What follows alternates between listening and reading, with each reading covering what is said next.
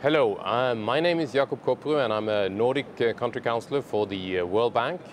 And we're here at the World Bank headquarters in Washington, and this week we've opened up the spring meetings with social media and your questions. You can join in via Facebook and Twitter, and I'm here with some of your questions for our guest, the Danish Minister for Development Cooperation, Mr. Friis Bach.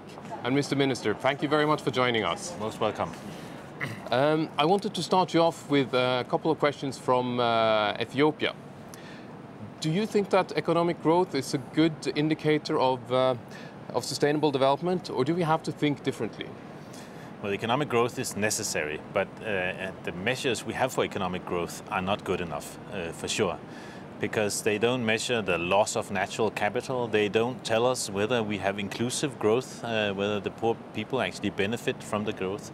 So here at this meeting and in Rio this summer, we will look for better measures of inclusive and green growth. That's necessary. Excellent. We also got a question from Ethiopia is there a growth model that is working for Africa? It's working every day in Ethiopia also. And I think that's the most encouraging thing about coming to Africa these days, is that in loads of countries in Africa you have high growth. People are engaging, governments are becoming accountable, and it is creating high growth. We need to make sure that the growth actually translates into sustainable development and it benefits the people, and that we see poverty rates really declining. But the growth is there and it's so encouraging, and I believe Africa is one of the continents that's going to pull the world out of the recession. So here you go. That's encouraging indeed, that's very good. Agriculture is playing a big part in that growth, I think, and you have a farm yourself, I've heard. So yes. Can you tell us a little bit about how you see agriculture and development? No, I'm a farmer at home and in my heart, and agriculture is absolutely key to growth. No countries have grown fast without agriculture growing fast, and when agriculture grows fast, then the country grows fast. And also because agriculture translates really into jobs.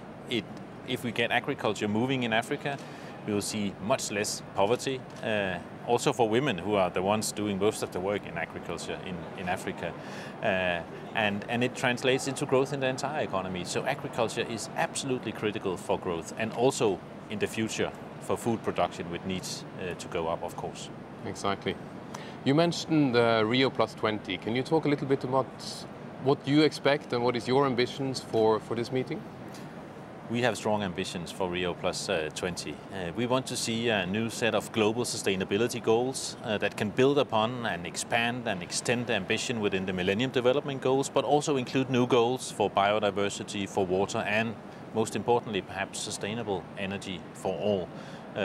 We want to see a world global sustainability council that can keep all countries accountable, that can report and monitor and see whether countries they actually perform and do as they said on sustainable development goals. And we want a new strengthened international architecture for environment as well.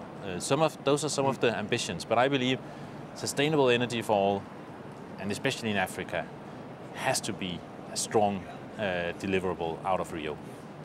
That sounds good to me.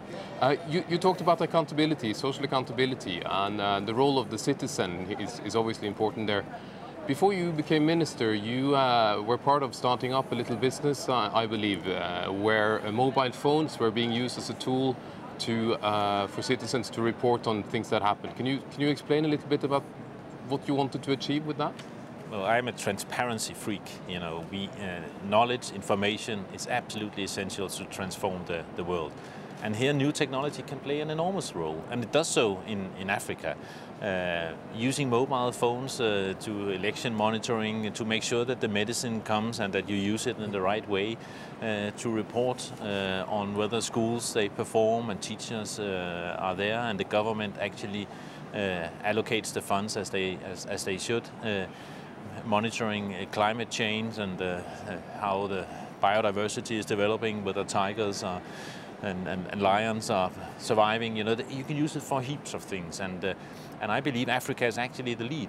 The growth in mobile phones in Africa is the double of the growth in the world, and so in many poor countries it's transforming societies all the way down. Let's use new technology to create transparency and accountability. It works, and it creates change. Thank you very much, Minister Friis Bach. I think that was a good note to end on, the openness, the freedom of the internet and so forth. So thank you very much for joining us here at World Bank Live.